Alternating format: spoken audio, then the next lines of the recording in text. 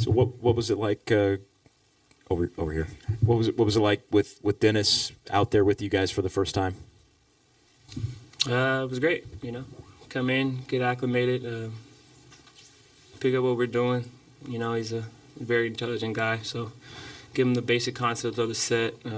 He already knows what we're trying to do, how we're trying to play. So I feel like it's gonna be good, exciting.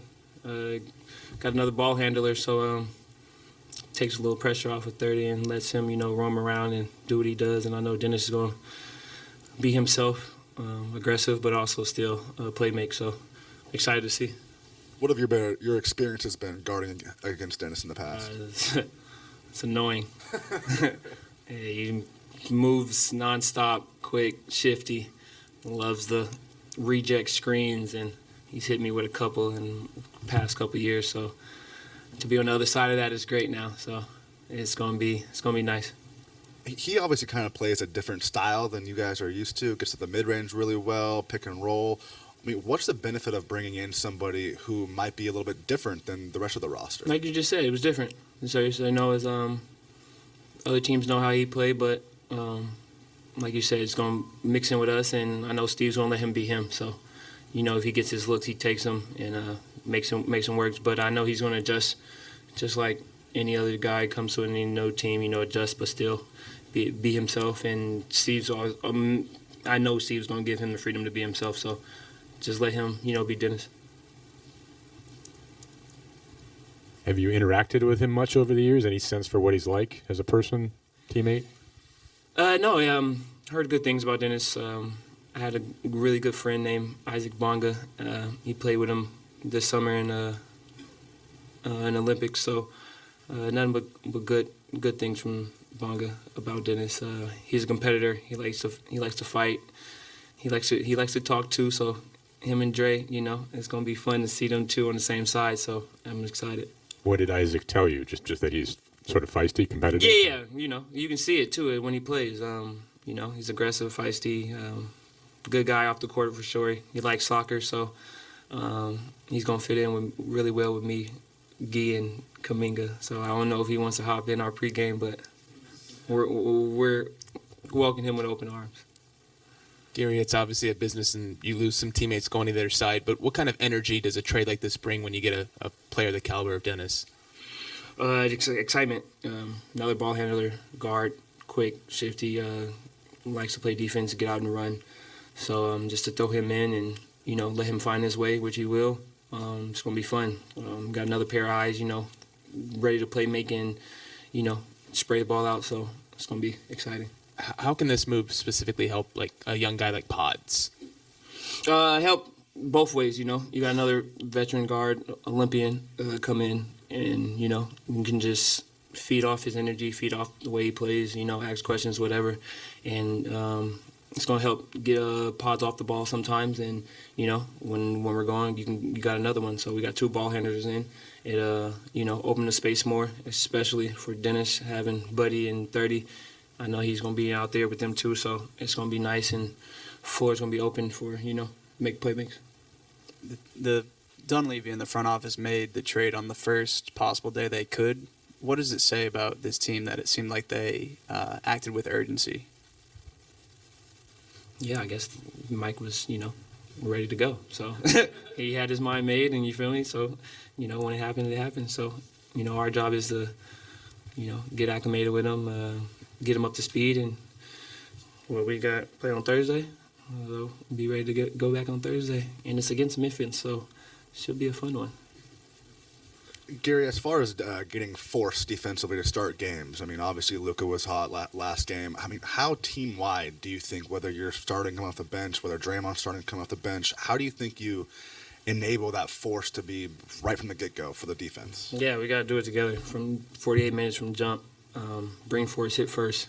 There's some games we do and some games we don't. We just got to continue to practice and continue just to come out, from jump and hit first. And I think most of the time when we hit first, we put ourselves in a good spot to, control the game. I think this will be the first time that Ja Morant has played against you guys in like 2 or 3 seasons. What have you seen from him this season, and just what's it like guarding him? Well, he's healthy. That's pretty much it. So, when he's healthy, he's Ja. So, that's all I can give you.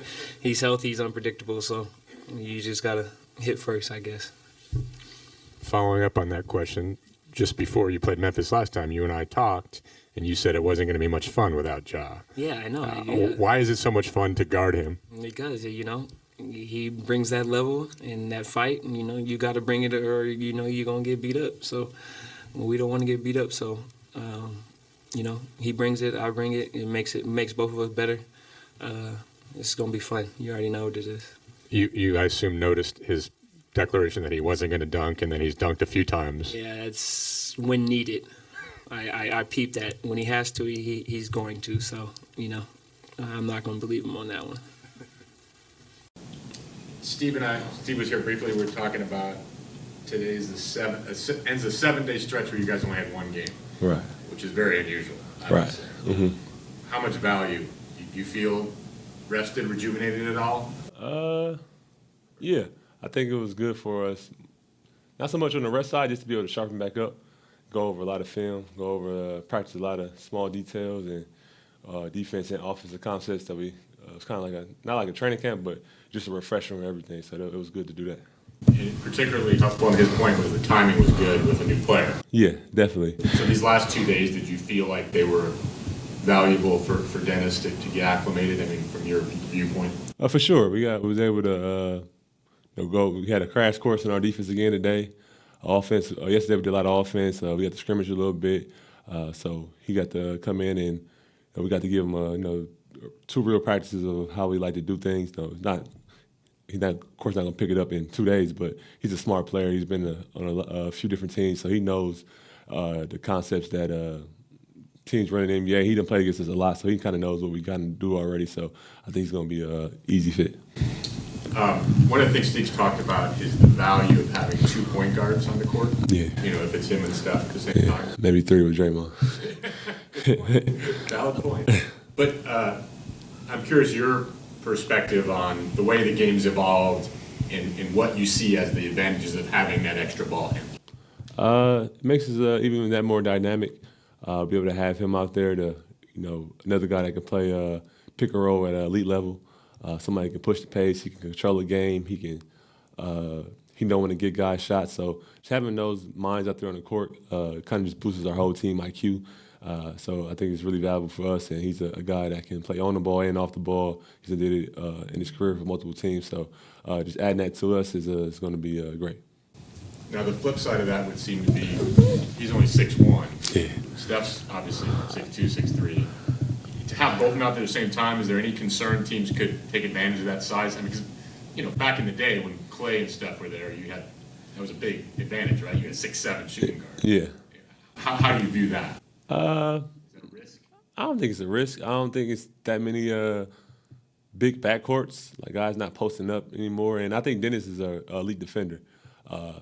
He's used to guys trying to post them and do different things like that. He's been a great defender for his whole career. So I think it's going to be he can guard bigger guards and then we got different options off the bench. If we got big wings, different things that we can go to. So I think it's something that we've been used to. We kind of always kind of have been having a small backcourt the last.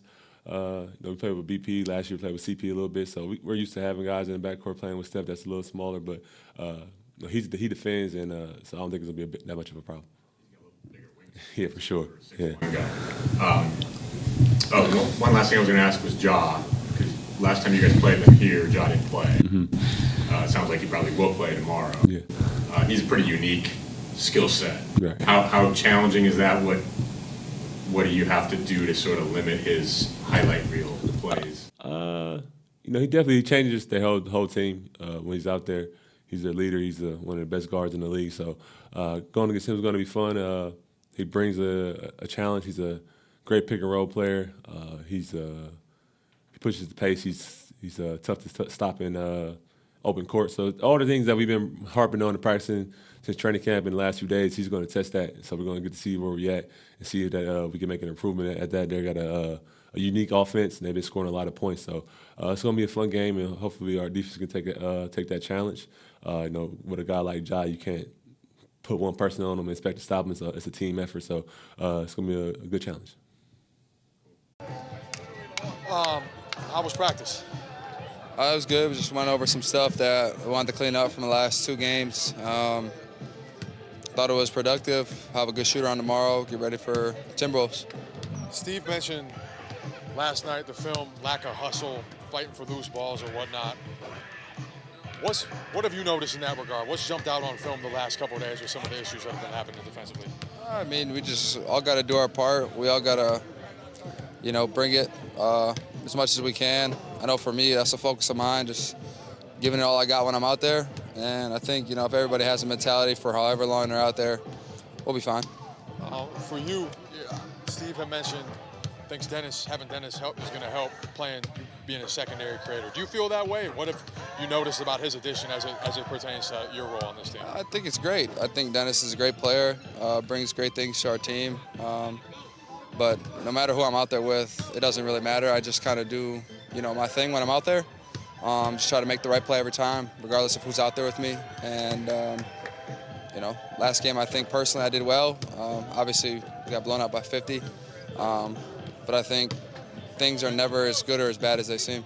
What was working for you yesterday? What kind of rhythm do you feel like? Playing free, not really thinking about anything, not really looking at the coaches, just kind of leading the group I was out there with. Just playing free. I think the last, maybe 18 minutes that I played, the last 6 of the third and the whole fourth, we didn't call a single play. We were just out there playing. And we just kind of got in the rhythm there, that last group, and just felt good offensively. Leaders on this team have talked about the morale staying intact despite losses 9 of 11. Where do you see the morale is at? What keeps it intact during a tough stretch like this? Our team's been, heavy energy. Big credit to Buddy. He brings it all the time. But you wouldn't know, if you were on the plane with us or locker room, if we've lost 9 of 11 or won 9 of 11. I think it's just steady because we know it's a long season, and who we really are is going to show at the end of the season. And so I think us just staying on track and keeping the energy high and controlling what we can control, which is energy, we'll be fine.